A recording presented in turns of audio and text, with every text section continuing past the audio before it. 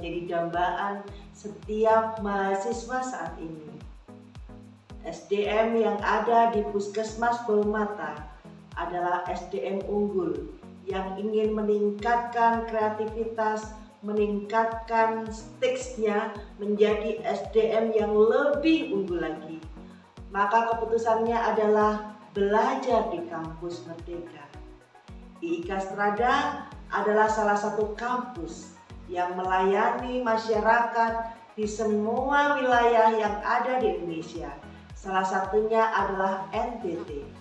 Saya, Dr. Erna Setianingrum, SST, SE, MM, MA, MPDK, MTH, MKes, DCA, DMIN, hadir di Puskesmas Baumata. Saat ini saya bertemu dengan Ibu KTU dan Ibu Bidan Koordinasi.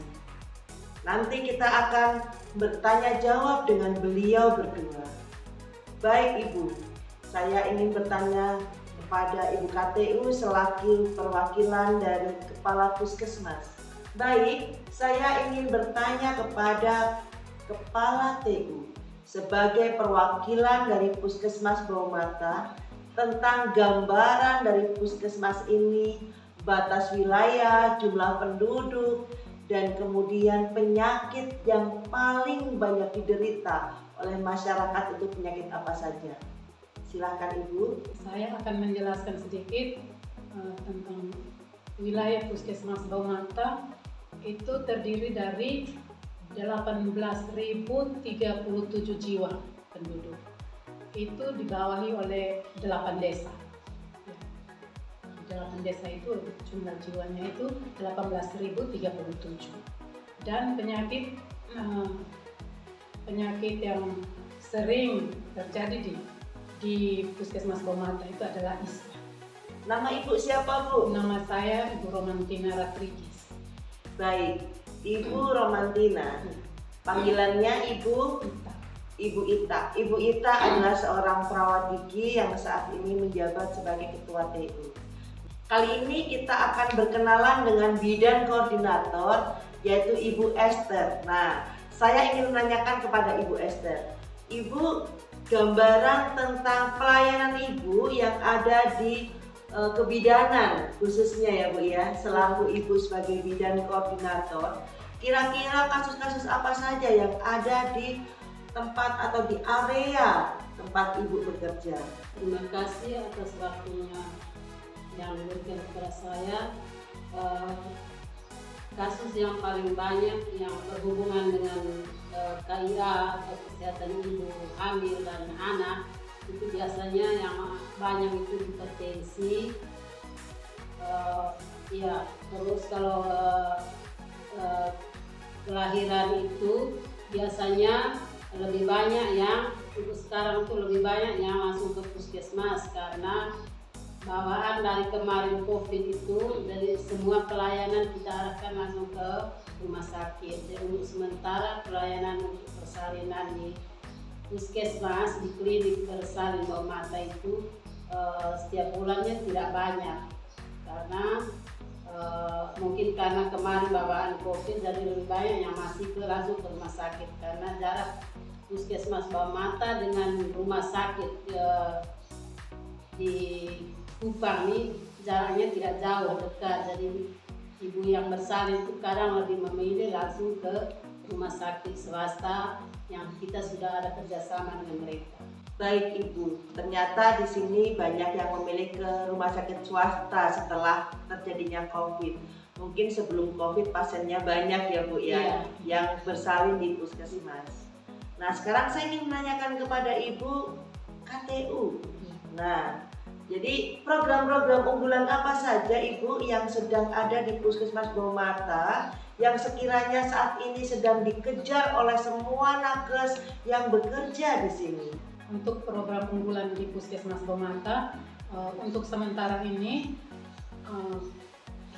akte kelahiran itu anak yang bayi baru lahir langsung akan dibuatkan akte kelahiran. Itu yang saat ini sedang dikejar-kejar. Jadi setiap masyarakat itu dihimbau untuk datang ke Paskes atau ke pokoknya tempat pelayanan harus membawa kartu keluarga. Kartu keluarga. Kasus stunting adalah kasus yang menjadi prioritas bukan hanya di NTT, tapi di seluruh provinsi yang ada di Indonesia. Nah, di NTT ini adalah kasus stuntingnya adalah kasus-kasus yang cukup tinggi presentasinya. Sekarang saya ingin menanyakan, apakah di Puskesmas Bawah Mata kasus stunting sudah menurun atau masih tetap tinggi? Silakan Ibu. Terima kasih Ibu Dr. Erna. Untuk kasus stunting di Puskesmas Bawah Mata untuk saat ini sudah menurun dari angka 40%, dia menurun sudah 20%. Baik, berarti ada keberhasilan dari 40% menjadi 20%, dan ini luar biasa dan patut diapresiasi. Yang saya ingin tanyakan, bagaimana Bu supaya terjadi penurunan? Apa yang dilakukan oleh ibu-ibu bidan sebagai kepanjangan tangan pemerintah untuk mengurangi jumlah kasus stunting yang ada di Puskesmas Bawah Mata? Kebetulan ini ada program dari pemerintah Kabupaten Kupang khusus untuk anak yang stunting dengan memberikan bantuan PMT. Jadi PMT ini dananya dari pemerintah Kabupaten Kupang yang dikelola oleh Puskesmas, terus kerjasama dengan Kader untuk membuatkan PMT untuk anak yang khusus stunting, dan itu dari makanan lokal itu dimasak bersama dengan ibu Kader baru diserahkan kepada anak-anak yang mengalami stunting. Itu sudah berlanjut dari akhir tahun lalu sampai sekarang masih ada. Untuk stunting, pengukuran antropometri yang selama ini dilakukan itu dilakukan oleh nakes atau oleh tenaga kesehatan yang terlatih. Apakah benar Ibu? Ya, benar sekali. Itu yang melakukan pengukuran antropometri itu petugas kesehatan, bidan atau perawat. Kalau untuk yang menimbang saja itu kita serahkan ke Kader. Kalau untuk pengukuran antropometri, panjang badan atau tinggi badan, itu semuanya oleh nakes. Baik, jadi kita bisa simpulkan di sini bahwa tenaga kesehatan melakukan pelayanan langsung ke masyarakat, langsung turun tangan ke masyarakat untuk menangani kasus stunting, sehingga stunting yang tadinya 40% menjadi 20%. Baik Ibu, terima kasih dari saya, tapi satu hal lagi, quote terakhir untuk Ibu KTU. Ibu, apabila Ibu dikasih kesempatan untuk mengembangkan diri, kuliah di IKA Strada, teman-teman yang ada di sini banyak yang tertarik untuk kuliah di IKA Strada. Bagaimana menurut Ibu dan bagaimana solusinya? Menurut saya Ibu, untuk pengembangan profesi itu sangat termotivasi sekali dari tadi penjelasan Ibu. Kami termotivasi untuk lebih mengembangkan diri dengan lanjut studi ke IKA Strada. Namun mungkin ada satu hal yang membuat kami akan tidak maju, karena setiap kali mau mengajukan permohonan untuk studi itu hanya dibatasi cuma satu puskesmas 2 orang. Itu yang membuat kami selama ini mungkin terus tidak terpikir untuk mau pengembangan diri. Pada saat ini ada suatu regulasi di mana semua nakes minimal harus S1 di tahun 2026. Mungkin pihak pemerintah daerah akan memberikan solusi kepada para nakes yang ada di Puskesmas Bawah Mata ataupun puskesmas yang lain untuk tidak membatasi jumlah.